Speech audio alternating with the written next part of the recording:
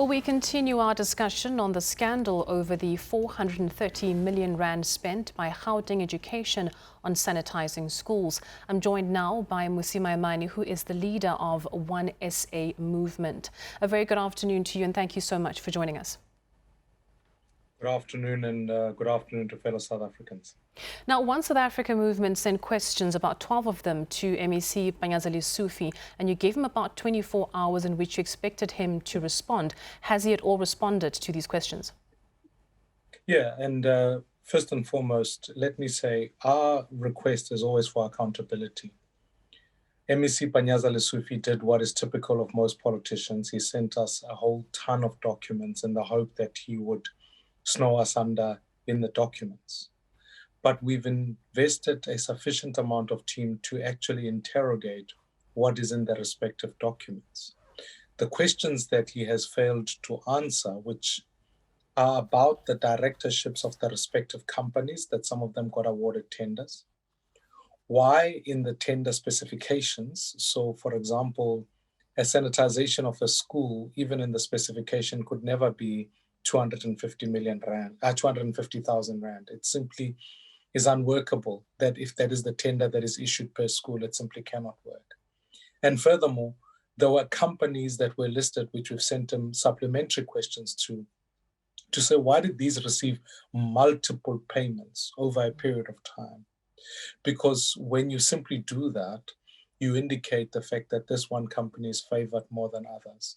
So to me, it is the inflationary pricing that as citizens we end up paying for. It moves beyond, it looks on the surface like all of these things follow compliance.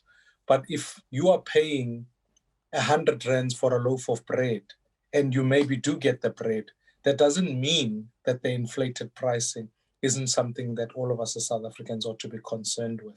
And what seems to have happened here is that an opportunity was created for a few businesses to be able to benefit sufficiently. Now, the next phase of what we're doing is investigating the directors of each of the respective companies, and then furthermore, who sat in the tender adjudication committee, because obviously we want to establish whether there's a link between those who adjudicate and those who eventually get these tenders. And then once you actually have followed all the steps that you are mentioning, if you find that there indeed was, if you actually do find proof of irregularities, as you're mentioning that you actually do suspect there was some irregularities in the processes for procurement, will you then take legal action against those respective people? Undeniably, it cannot be that South Africans' money is wasted. I mean, this is 400 million rand. This money could have been spent on doing other significant projects. And frankly, to me, even objectively speaking, I cannot get away from the fact that this is wasteful expenditure. This is money that was spent. There were schools that I toured in Gauteng. Some of them didn't have PPEs. Some of them didn't have running water. Yet we're spending over 400 million rands on a sanitization program, which I can't simply sit here today and say it was legitimate, justifiable spend at the cost per school that has been prescribed. But setting that aside, I'm very clear in my head that we need to demand accountability on three levels. I don't, as Mmusi Hlophe, must take political accountability.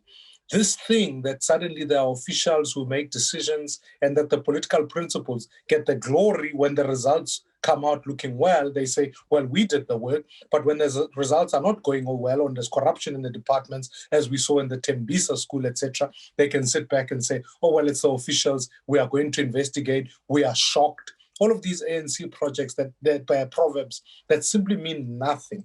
We are asking for political accountability. Secondly, all the officials that were involved in the adjudication of the tender need to be able to step aside so as to avoid interference with the process of thorough investigation. And then thirdly, we will not shy away. I can guarantee fellow South Africans that as One South Africa movement, we will take legal action should we need to ensure that accountability is effected. I think we are living in difficult times. South Africans are hungry, losing their jobs. Their kids are going to school where some of them are still having pit latrines. To waste money such as this demands that we hold people to account. And just lastly, how does One South Africa movement actually think that things like corruption and nepotism can be stopped in the tender process and procurement processes going forward?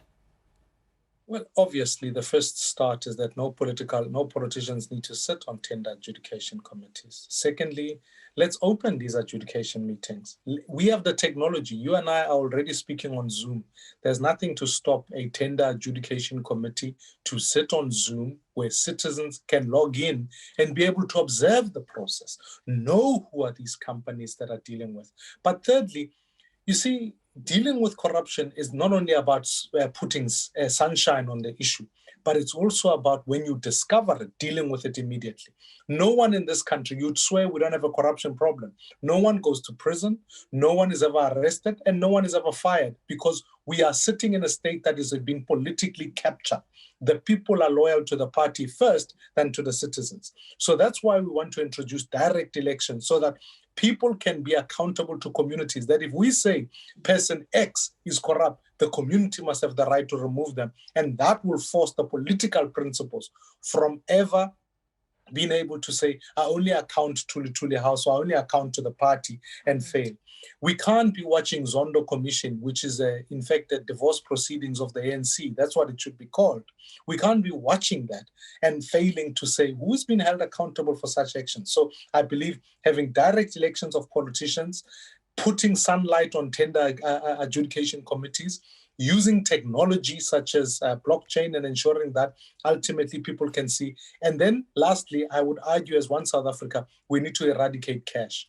Anyone who's moving around, being able to move with hordes and hordes of cash, part of that is how you can move money around the country without any accountability taking place. Well, thank you so much for joining us this afternoon. That was Mmusi Maimane, the leader of the One SA movement, just sharing his sentiments there regarding the situation in the Gauteng province, where over 400 million rand was spent on cleaning and disinfecting schools.